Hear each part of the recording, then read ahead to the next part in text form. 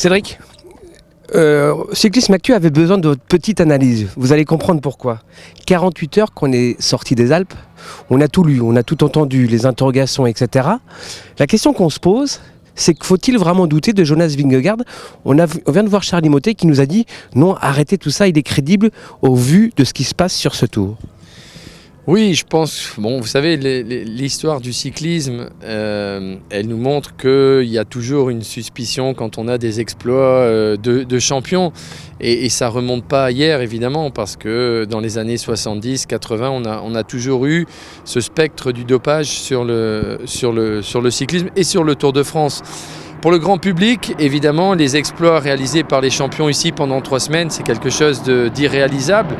Mais ça fait partie, je dirais, de la logique des choses, parce qu'on a 176 coureurs qui se sont élancés. Ce sont les 176 meilleurs coureurs au monde. Vous ramenez ça à la population mondiale, on comprend qu'ils sont capables de réaliser des exploits. Je pense que Vingegaard continue sa progression. Il s'est découvert il y a 2 ans sur le Tour, en allant chercher la 2e place. L'an dernier, il gagne le Tour de France. Et puis cette année, il a eu, je pense, un programme de course qui lui a permis d'arriver à 100% de ses moyens au mois de juillet.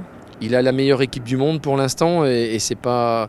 Je veux dire que tous ceux qui suivent le cyclisme savent que tous les coureurs de Jumbo pourraient potentiellement être des leaders dans certaines équipes. Donc maintenant, moi, je ne m'arrête pas vraiment aux chiffres. Je pense que c'est peut-être plus les chiffres de watts développés qui laissent perplexes, qui interpellent. Mais encore une fois, je pense que tout a évolué. Les vélos aujourd'hui sont peut-être 10% plus rapides que ceux qu'on utilisait dans les années 90 ou 2000.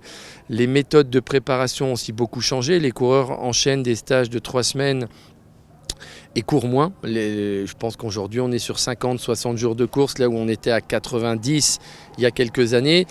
Et Vingegaard ne sort pas de nulle part, c'est quand même le vainqueur du Tour de France de l'an dernier, il a de la confiance.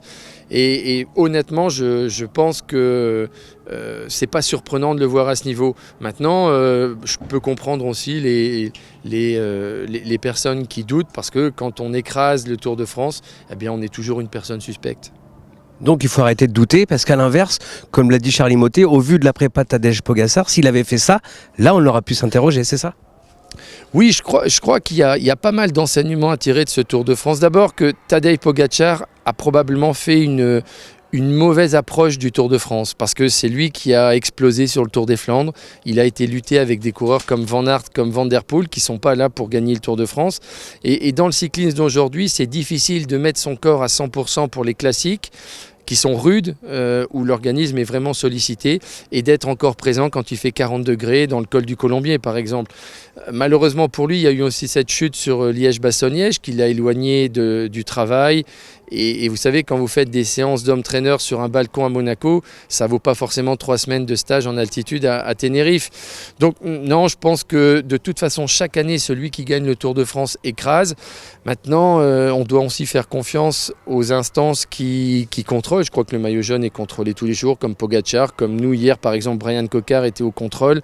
Tous les coureurs sont contrôlés. Et après, mais évidemment, c'est aujourd'hui un cyclisme différent, un cyclisme nouveau. Et il faut arrêter, je pense, de comparer les performances d'aujourd'hui à celles d'il y a 20 ans, parce que c'est vraiment pas comparable. On ne compare pas une voiture d'aujourd'hui à celle d'il y a 20 ans. Merci pour cette analyse.